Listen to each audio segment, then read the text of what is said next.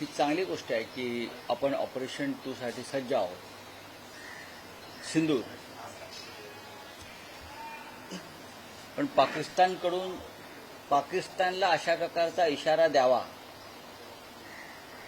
अशा कारवाया देशामध्ये घडत आहेत का, हे सुद्धा जनतेला विश्वासात घेऊन सांगणं गरजेचं आहे. माझ्या माहितीप्रमाणे अद्याप ऑपरेशन 1 संपलेलं नाही असं आपले संरक्षण मंत्री म्हणतायत. ऑपरेशन 1 संपलेलं नाही, ते चालू आहे.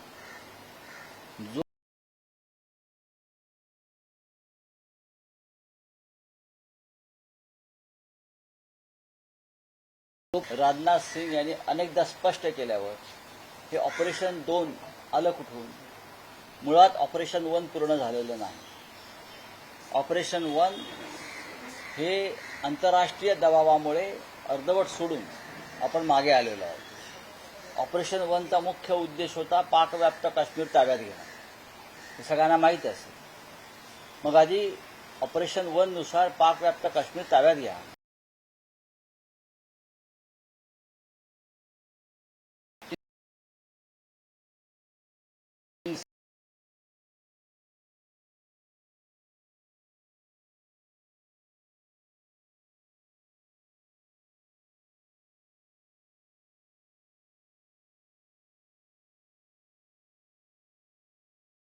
ऑपरेशन 2 ची घोषणा लष्कर प्रमुख करतात. याचा अर्थ काही लोकसभा निवडणुकांची तयारी सुरू आहे का? तर असं काही घडलं की आम्हाला निवडणुका येतात असं वाटतं, लोकसभेच्या किंवा इतर सार्वत्रिक निवडणुका. पण ठीक आहे, आनंद आहे. देशाला जर काही त्यातून दिशा मिळणार असेल, देशाचा भूगोल वाढणार असेल, भूगोल, तर आम्ही त्याचं स्वागत करू. अभिषेक बॅनर्जी, पश्चिम बंगालमध्ये काल जो प्रकार घडला, तृणमूल काँग्रेसचे सरचिटणीस, विद्यमान खासदार, जे एकदा नाही अनेकदा खासदार झालेले आहेत, पश्चिम बंगालच्या माजी मुख्यमंत्री, ज्याला पश्चिम बंगालची शेरनी म्हटलं जातं, अशा ममता बॅनर्जी यांचे पुत्रवत असलेले भाचे अभिषेक बॅनर्जी यांच्यावर ज्या पद्धतीनं भारतीय जनता पक्षाच्या सरकारने हल्ला घडवला, त्याचा धिक्कार करावा तेवढा थोडा. विद्यमान खासदाराला एका पक्षाच्या, राष्ट्रीय पक्षाच्या सरचिटणीसाला, जो खासदार आहे, निवडणूक हारली आणि नवीन सत्ता आली भाजपची, ज्या पद्धतीनं लोकांना फूस लावून त्यांच्यावर हल्ला घडवला, पश्चिम बंगालमधलं पुढलं चित्र काय असेल आणि एकंदरीत देशातलं, हे कालच्या घटनेनं स्पष्ट झालं. आम्ही चोर मार्गानं फक्त निवडणुका जिंकणार नाही, विरोधकांचा पराभव करणार नाही, तर त्यानंतर जे विरोधक आमच्या विरुद्ध बोलतील, लढतील, त्यांना आम्ही अशा प्रकारे खतम करू रस्त्यावर. हा इशारा जर भारतीय जनता पक्ष देऊ इच्छित असेल, तर या देशातली जनता, राजकीय कार्यकर्ते तुमच्या विरुद्ध लढायला आणि मरायला तयार आहे. महाराष्ट्रात त्याने करण्याचा प्रयत्न केला, पण तो सफल झाला नाही. आसाममध्ये सुद्धा याच पद्धतीनं त्यांचा कारभार सुरू आहे. आणि पश्चिम बंगालमध्ये जे विष ते पेरतायत, यात त्यांचाच बळी गेल्याशिवाय राहणार नाही. अभिषेक बॅनर्जी यांच्यावरच्या हल्ल्याचं ज्याने चित्रण पाहिलंय त्यांना कळेल, अनुभव येईल की किती गंभीर परिस्थिती पश्चिम बंगालमध्ये उद्भवलेली आहे. पंतप्रधान मोदींच्या आव्हानाला इंधन बचतीच्या माहितीच्याच मंत्र्यांकडनं 13ची टोपली दाखवली गेली आहे.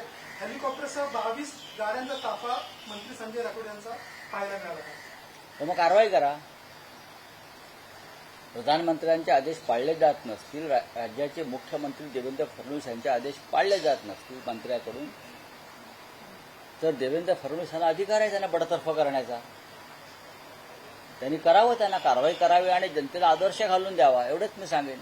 स्वतः मुख्यमंत्र्यांच्या पत्नी आमच्या अमृता वहिनी या सायकलवर फिरतायत. फिरतायत ना. आणि फडणवीसांच्या कॅबिनेटमधले मंत्री 25-50 गाड्यांचा ताफा हेलिकॉप्टरसह फिरतायत. ही तफावत जनतेला अस्वस्थ करते. त्याच्यामुळे मुख्यमंत्र्यांनी त्यांना बडतर्फ केलं पाहिजे अशा मंत्र्यांना, कोणी असतील. जरांगे पाटलांच्या उपोषणाला मला त्याच्याविषयी फार कमी माहिती आहे, मुख्यमंत्री कारण हा एक तांत्रिक विषय आहे. हा सरकार आणि जरांगे पाटील यांच्यातूनच चर्चेतून सुटेल, अन्य कुणी याच्यावर चर्चा करू.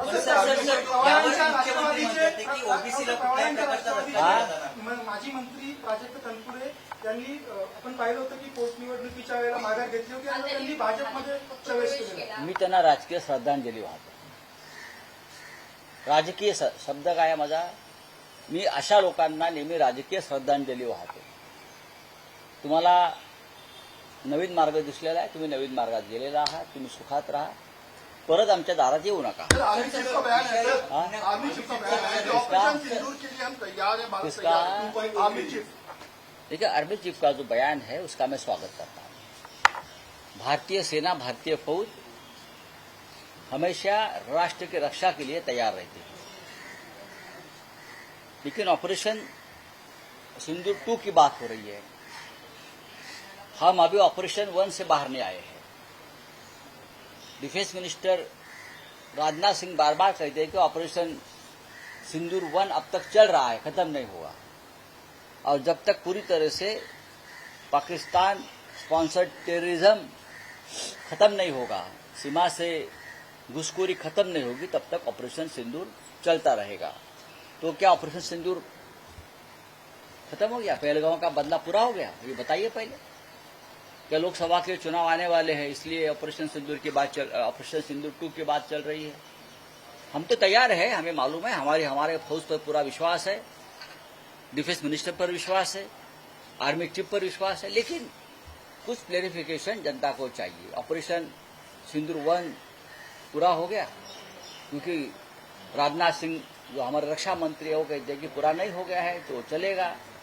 अंतर्राष्ट्रीय दबाव में हमने ऑपरेशन सिंदूर को पीछे लिया है.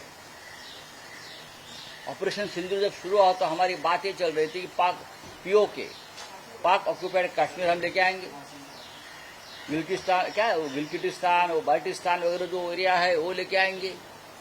तो क्या पूरा हो गया? वो हमारा जो मकसद था ऑपरेशन सिंदूर 1 का, वो पूरा हो गया? पहले ये पूरा करिए. पीओके लेके आइए, वहां तिरंगा या जय श्री राम का झंडा आप लहराइए.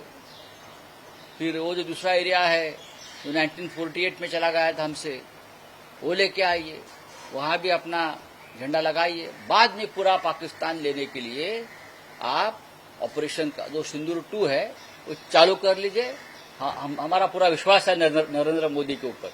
कल जिस तरीके से अभिषेक बनर्जी पर हमला हुआ, ममता बनर्जी बीजेपी की आलोचना करेगी, हमले का आलोचना बीजेपी की नहीं करेगी तो किसकी करेगी? पश्चिम बंगाल में किसकी सरकार चल रही है?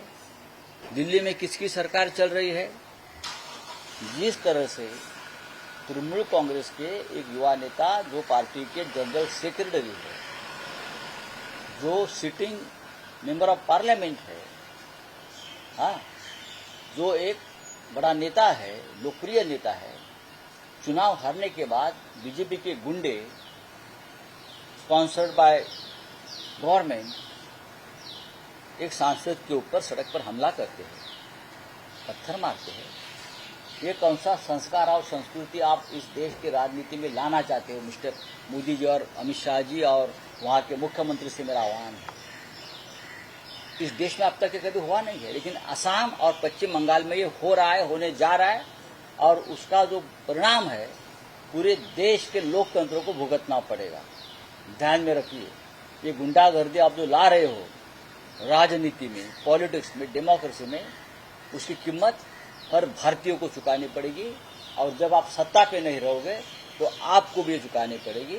अभिषेक बैनर्जी के ऊपर जिस प्रकार का हमला हुआ है, देश के प्रधानमंत्री और गृह मंत्री ने उसकी जिम्मेदारी लेनी चाहिए.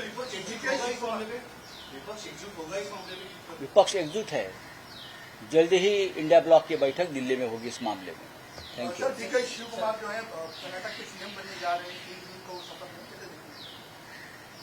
हाँ, कल ही वेणुगोपाल जी का फोन आया था उद्धव जी को, मैं भी उनके साथ बैठा था, उस बारे में जानकारी दी. और जिस तरह से बहुत ही शांततापूर्ण ढंग से रिस्पेक्टफुली सत्ता परिवर्तन हुआ है कर्नाटक में, मैंने पहले भी वरिष्ठ नेता सिद्धरामैया जी उनका स्वागत किया है कि ऐसे नेता बहुत कम है इस देश में जो हाईकमांड का आदेश का पालन करते हैं, पार्टी आदेश का पालन करते हैं। तो अच्छी बात है कि नया नेतृत्व कर्नाटक को मिल रहा है। Thank you very much.